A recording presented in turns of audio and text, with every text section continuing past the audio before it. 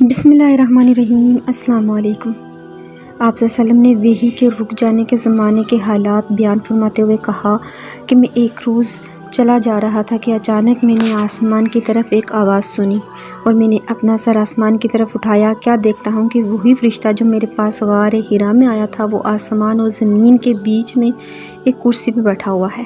میں اس سے ڈر گیا اور گھر آنے پر میں نے پھر کمبل اوڑھنے کی خواہش ظاہر کی۔ اس وقت اللہ پاک کی طرف سے یہ آیت نازل ہوئی، اے لحاف اوڑھ کر لیٹنے والے، اٹھ کھڑا ہو اور لوگوں کو عذاب الہی سے ڈرا اور اپنے رب کی بڑائی بیان کر اور اپنے کپڑوں کو پاک صاف رکھ اور گندگی سے دور رہ۔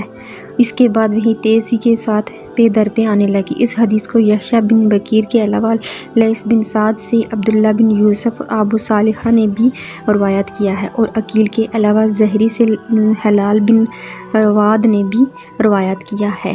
یہ صحیح بخاری کی حدیث نمبر 4 ہے۔ آپ لوگوں سے ریکویسٹ ہے کہ پلیز میرے چینل کو سبسکرائب کریں، میری ویڈیو کو لائک کریں، شیئر کریں اور مجھے سپورٹ کریں، اور میں اسی طرح آپ لوگوں کے ساتھ حدیث شیئر کرتی رہوں۔